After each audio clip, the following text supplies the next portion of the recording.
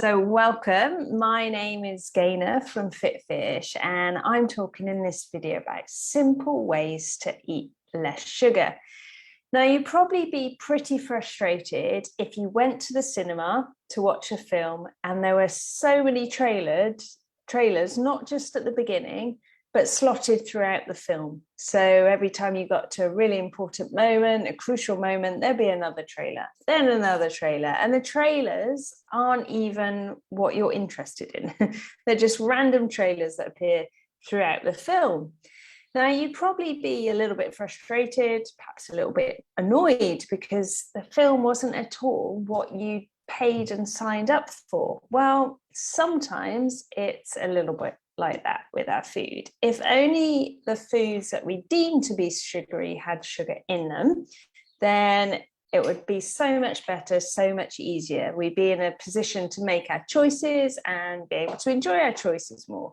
But the truth is that sugar is pretty much in everything, unless you cook completely from scratch, which of course we're encouraged to do, and we're encouraged to eat mainly whole foods, mainly unprocessed foods.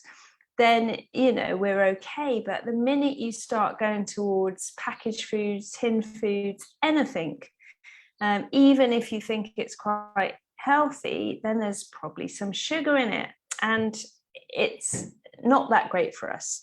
We're recommended that we eat maximum kind of 24 grams of sugar a day, which equates to around 5 to 6 teaspoons. And if we have too much sugar, it can have a big impact on our teeth, on our weight, on our energy levels, on our blood sugar levels. It can lead towards diseases such as diabetes and heart disease, and also some cancers. So it's important that we keep our intake under control.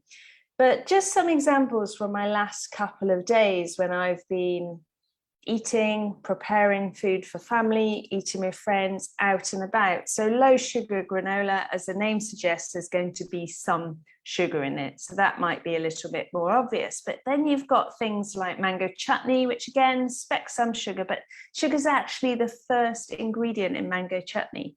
And then things like crisps. Lots of crisps have sugar in them, even some of the plainer versions, even some of the healthier crisps have sugar in them. So things like pea snacks, I don't know if anyone's a fan of pea snacks, the ones that you can get from Aldi or Lidl. I must admit I have the odd packet of those, and they also go into my son's snack box, and they have sugar in. Monster Munch, you may or may not think they would have sugar in, they have sugar in. Ketchup, probably quite an obvious one, but ketchup actually has more sugar in it than ice cream. Oven chips, who knew? Oven chips have sugar in them. Shop bought sushi, so there's little sushi packs that you can get for your lunch as part of a meal deal, as a snack or the main bit. They have sugar in. A shop bought falafel and green leaf salad, that had sugar in. Stir through pasta sauces, they had sugar in. Flavored yogurts, they have sugar in. Mayonnaise, that has sugar in. Bread, that has sugar in.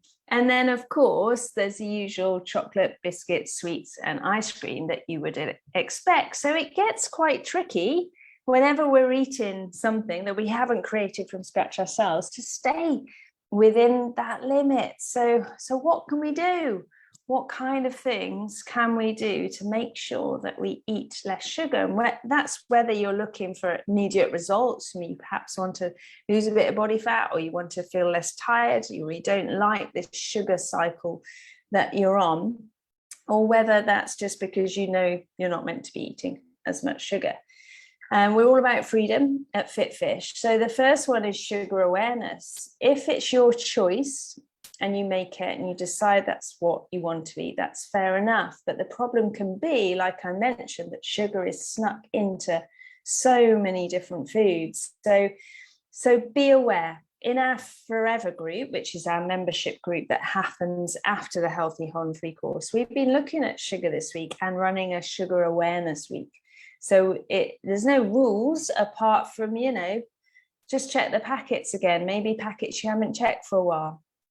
Just be aware of the sugar that you're putting into your body. So How can you become more aware of the sugar that are in the foods that you eat? Is it a case of starting to read the labels again and educating yourself a little bit more?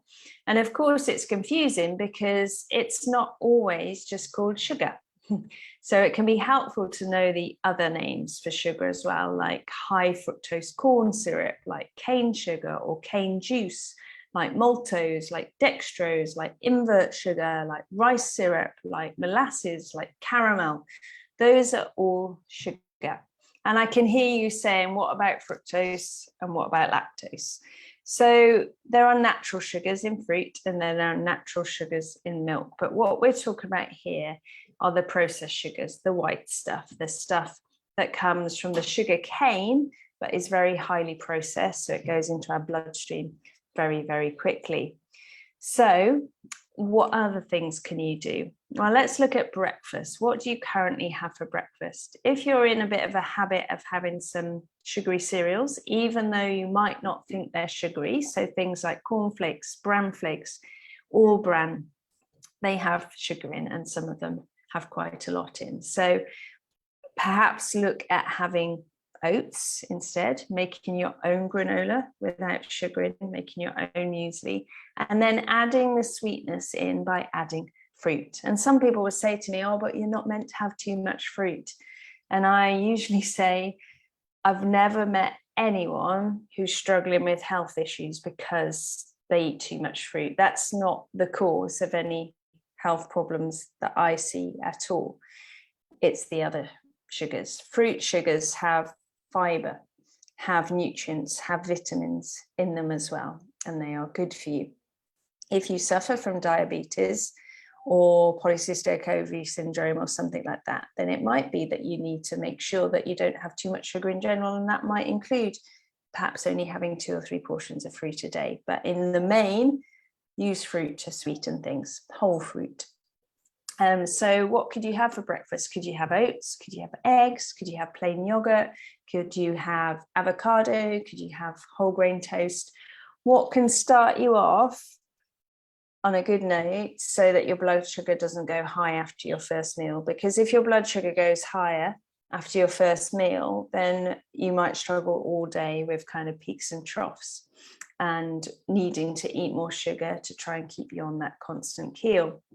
The next thing you can do is watch your sources. I mentioned that ketchup actually has more sugar in it than ice cream, but sugar is found in chutneys, in dressings, in your thicker sauces, in your stir-through sauces, in your kind of bolognese sauces, things like that. They all have sugar in. So even though it might be challenging to start with and need a little bit of work, the best thing we can do is learn how to make the sauces we like from scratch. And I'm not talking ketchup if you only have it once in a blue moon when you have fish and chips or whatever.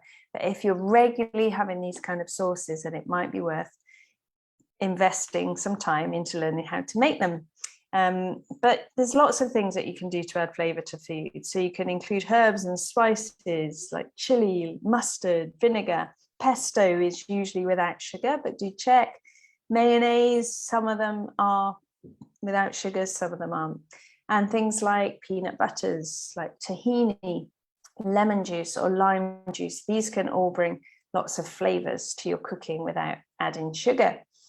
And if you're making a sauce and it tastes too bitter, then perhaps adding some pineapple or some apple can bring that sweetness in to balance out the bitterness of the tomatoes. Another thing that you can do is make sure that you get enough sleep, because tiredness actually predisposes you to make less healthy choices throughout the day, because your brain wants energy and your brain wants you to feel awake. So your brain says you need sugar. You don't need sugar, you need some more sleep. So if you're tired a lot, and that's one of the problems, that you eat sugar because you're tired, then that's worth looking into and worth sorting out your sleep so you're not predisposed to eating more sugar. Also, stress makes you crave more sugar. So again, if you're stressed, it's worth looking at the root cause of that. How about not picking? Ensuring that your snacks go via a plate and better still, go via a table, a plate on a table rather than just a table. So are you picking cereal out of the box? Are you picking some of your kids' sweets when you give them a bowl of sweets? Are you grabbing a quick bit of chocolate here and there? If you have some kind of rule with yourself that everything goes via a plate, it will make you more mindful of what you're eating and deciding whether you want to make that choice or not. The next one is pause. If it is your choice, if what you're about to eat you've chosen and you think, yeah, I know there's sugar in it, but that's okay because I've chosen it and I really want it, great. But if not, what can you source instead? What can you have instead? So pause, just think, is this my choice? Rather than just mindlessly eating something because it's there. Another tip is watering down sauces, soup, meals, cereals. So if your children are in a bit of a sugary cereal habit, or whether you're in a bit of a sugary cereal habit, can you gradually water it down with some non-sugary cereals? So could you have a base of oats or a base of something like Weetabix, which is lower in sugar, and then just a tiny sprinkle of the sugary cereal on top. So they still feel that they're having some sugary cereal, but it's not sending their blood sugar into the sky or yours as well. Okay, so it's challenging, it's tricky, we're absolutely surrounded by it everywhere.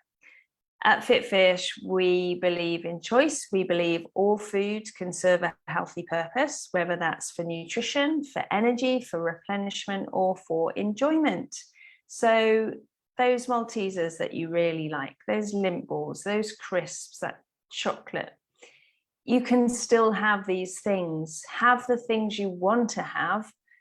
Don't just mindlessly, without knowing, eat sugar in lots of other forms, in sauces, in bread, in chips, etc. Be a bit more aware of what you're eating and then make your choices surrounding that. So there's a lot there. Perhaps don't try everything at once, but maybe decide, what are you going to do? Pick just one thing from what I've said that you're going to do this week and let us know. Let us know in the comments. If you've got any questions, do shout, and I hope to see you all soon. Take care. Bye.